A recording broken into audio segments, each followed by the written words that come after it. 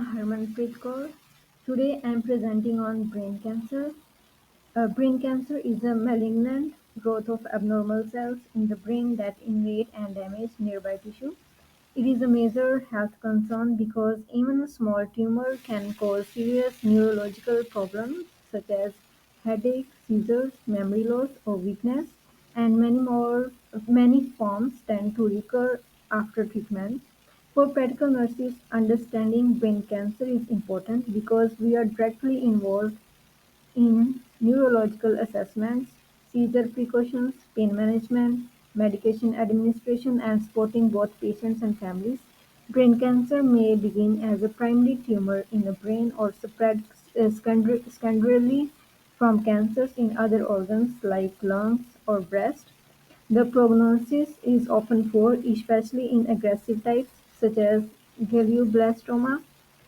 Though outcomes vary with tumor type, size, and location, while the exact cause is unknown, risk factors include prior radiation exposure, a weakened immune system, certain occupational exposure, and rare inherited syndromes such as Li.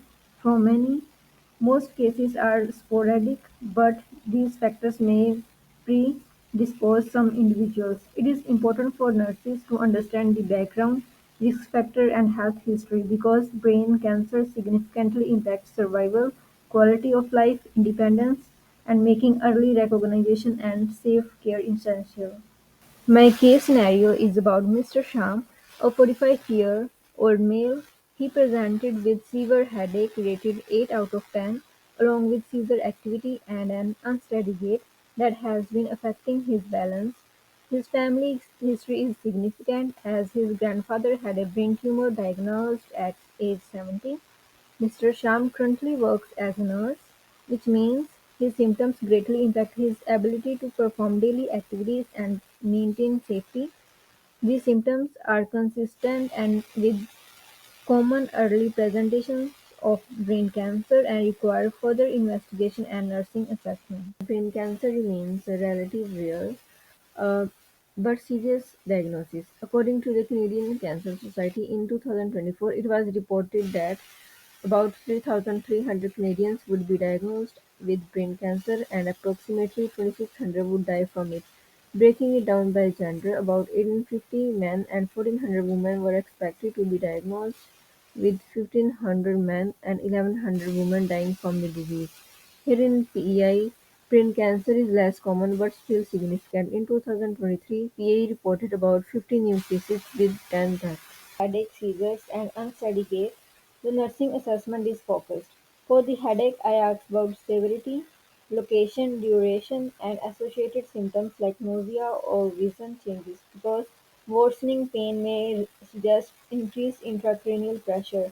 For seizures, I asked when they started, how often they occur, how long they last, and how the patient recovers, which guides safety planning and treatment.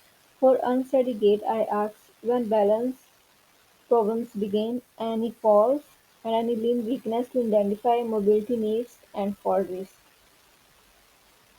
Then assess level of consciousness with Glasgow Coma Scale and check orientation to person, place, and time.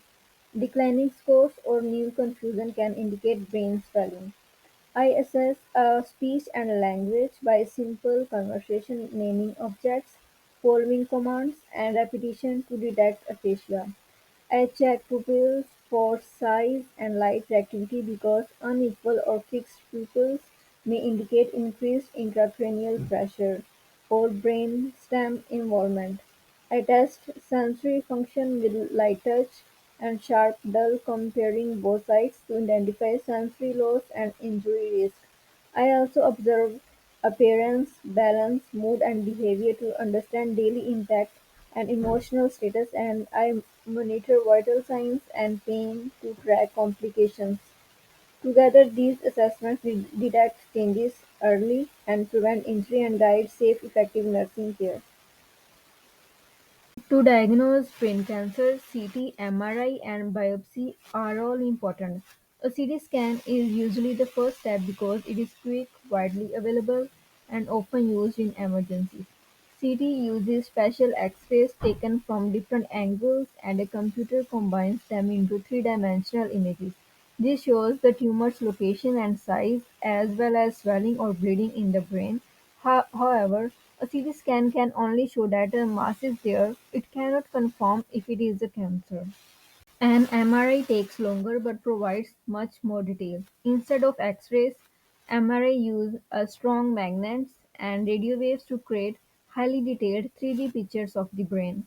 This allows doctor to see the exact tumor boundaries and how close it is to critical brain structures, which is very important for planning safe surgery. But just like CT, MRI cannot prove if the tumor is cancer or benign. You might ask, why not just use one test? The reason is that each has limitations. CT is fast but less detailed.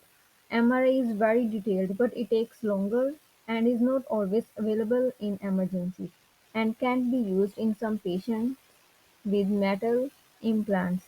By combining both, doctors get speed and safety from CT and precision from MRI. Finally, a biopsy is done to confirm the diagnosis. This may be an open biopsy where part of the skull is removed to take tissue directly, or a needle biopsy where a thin needle guided by CT or MRI removes a small sample. Only by looking at this tissue under the microscope can doctors confirm whether the tumor is truly cancer and identify its exact type.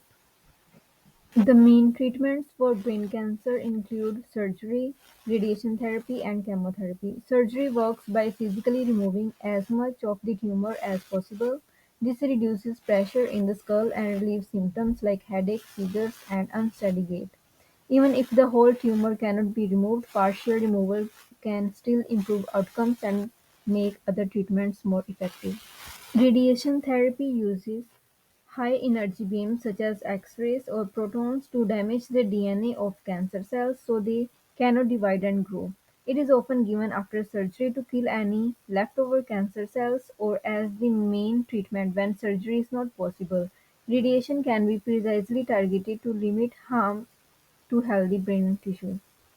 Chemotherapy uses drugs such as temozolomide to interfere with the DNA of tumor cells and stop them from multiplying. However, treating brain cancer with chemotherapy is challenging because of the blood-brain barrier, a protective shield around the brain that blocks many drugs from entering. This barrier protects the brain from toxins, but it also prevents many chemotherapy drugs from reaching tumors. Drugs like temozolomide are chosen because they can cross this barrier.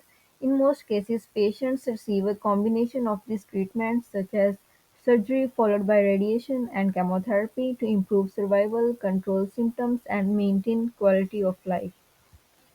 For this patient with brain cancer, I chose the priority nursing diagnosis of risk of injury related to seizure activity and unsteady gait. This is because seizures put the patient at very high risk of falling or hitting their head, and unsteady gait makes them more likely to lose balance and get hurt even during daily activities. Preventing injury is always the top priority in nursing care, since safety must come before other needs. By focusing on this diagnosis, nurses can implement interventions such as seizure precautions, assistance with ambulation, and fall prevention strategies to protect the patient.